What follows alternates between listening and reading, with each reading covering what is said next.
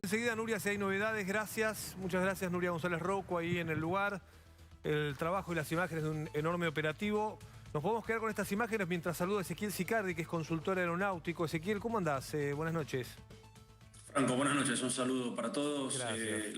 La comunidad muy consternada porque se van dos pilotos muy jóvenes en un accidente que serán las autoridades justamente las que nos digan qué es lo que realmente ocurrió, ¿no? Porque lo primero que tenemos que tener en cuenta es que en la aviación general, la aviación de pequeño porte, no existe una caja negra como en la aviación comercial en la que Claro. estamos acostumbrados todos a volar. Entonces, son solamente los restos de la aeronave los que quedan ahí, los que le dirán a las autoridades. Los restos siempre hablan, Franco. Los restos dejan huellas. Hasta podemos saber si el motor estaba funcionando o no. Ah, mirá, porque me imagino que no hay tiempo, o sí, no sé, pregunto, Ezequiel, para avisar a la torre de control o avisar a alguien lo que está ocurriendo, en este caso, en estas avionetas, o es... Cuando vos tenés emergencias, vos lo primero que haces como piloto es intentar resolver la emergencia. Y en este caso tenemos que sumarle que esta aeronave está volando en aeropuertos no controlados. No hay una torre de control con la que vos modulás y le podés llegar a anunciar una emergencia, ¿no? Son aviones que vuelan bajo, son aviones de instrucción. El Tomahawk, que es este avión accidentado, es un avión fabricado en Estados Unidos por Piper. Se llama Piper Tomahawk la aeronave. Lo que muchos criticamos en la Argentina es que este avión es un avión muy noble, pero que no te permite y que no te perdona tantos errores, ¿no? Porque es un avión que tiene un ala muy finita y que cuando vos perdés velocidad, porque dejás de a lo mejor prestarle atención a tu velocímetro, el avión empieza a caer muy rápidamente y no tenés por así decir, mucho espacio para recuperarlo en vuelo nuevamente la aeronave, ¿no? Es un avión noble que hay muchísimos en Argentina, se utilizan en escuela, pero tenés que tener mucha precisión, tenés que volarlo muy finito, como decimos nosotros, ¿no? Y te pregunto, Ezequiel, porque yo veía, y en la imagen que estamos mostrando, que al lado de la autopista está todo el pasto cortado, bien cortado. Eso está preparado porque justamente cerca de un aeroclub hay como un lugar, ahí está, esta es la imagen, gracias. Por si pasan estas cosas y la avioneta terminó ahí porque el piloto lo buscó o pudo haber terminado arriba de la autopista. Lo que vemos en estas imágenes, Franco, es que el avión no aterriza controladamente en el terreno, el avión aterriza descontroladamente. Solo vos te das cuenta solo con ver el accidente que no logró poner las ruedas, digamos, sobre el piso, ¿eso decís?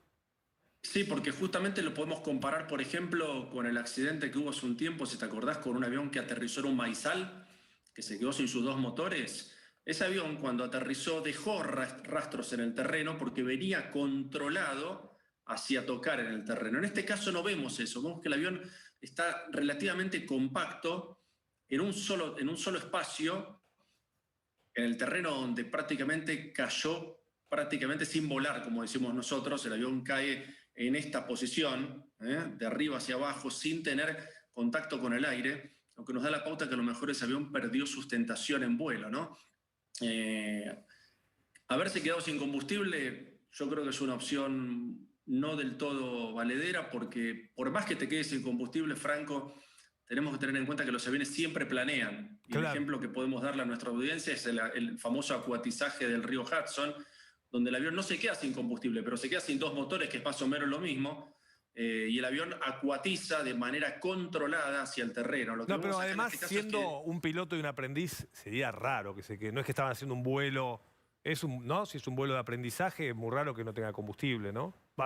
Justamente es difícil que se quede sin combustible, Claro, porque claro. además los vuelos de instrucción son vuelos cortos, uno salís a hacer una travesía de 4 horas. Claro. Y Podés en el hacer vuelo de travesías. instrucción, el que aprende maneja el avión y el piloto que ya sabe, el experto, puede tomar control del avión. Todo No? el tiempo, Es porque como los en un aviones auto. tienen doble comando. Ok. El avión tiene doble comando, todo duplicado en dos partes, Franco. Ajá. Tenés el lado izquierdo y el lado derecho exactamente igual, con algunas diferencias en los instrumentos que se comparten entre sí, pero el comando del avión está duplicado y los pedales también para mover la cola de la aeronave. Eso está duplicado entre el piloto y el copiloto. Lo que se hace en la instrucción es que a la izquierda vuela siempre el alumno y a la derecha está volando el instructor. Y te hago una pregunta más Obviamente, que yo desconozco todo esto, pero me intriga mucho saber. Un error manejando una nave de estas, ¿Se soluciona? O sea, vos si te equivocás, es muy difícil, como explicabas antes, lo del ala, recuperar ese error.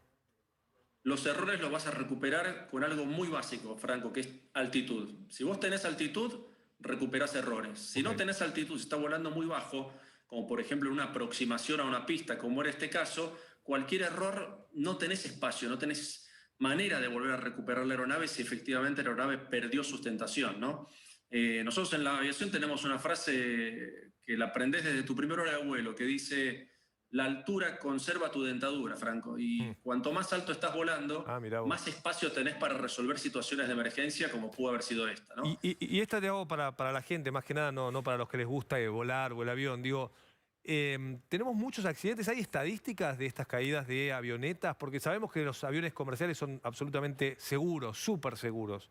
Pero estos casos, ¿no?, de avionetas más chicas, yo no lo sé, pero sí sé de contar las historias. Digo, siento que hay, no sé, 2, 3 casos por año, me parece haber contado en el noticiero. Argentina no es especialista en estadísticas, ¿no? Sabemos muy bien, más con estos gobiernos actuales. Pero lo que sí podemos afirmar, Franco, es que estamos hablando de instrucción. Pero para la instrucción siempre tenés un instructor al lado, que es el que sabe, el que te está enseñando a vos, como todo en la vida. Cuando un cirujano va a operar a corazón abierto y el alumno está solamente mirando a lo mejor al lado. Acá es más o menos lo mismo.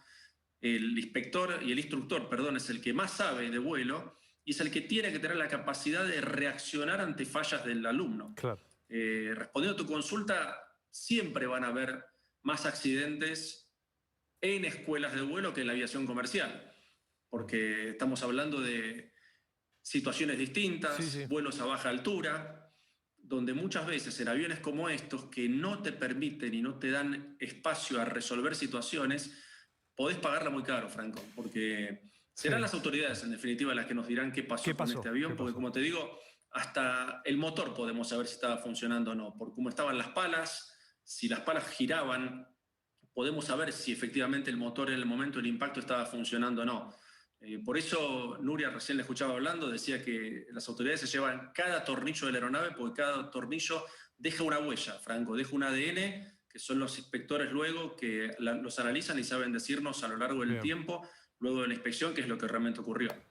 Gracias, Ezequiel Sicardi, por estos minutos. Muy clara la explicación. Gracias y nuestra condolencia a toda la comunidad que trabaja como pilotos y con Aeroclub. Gracias.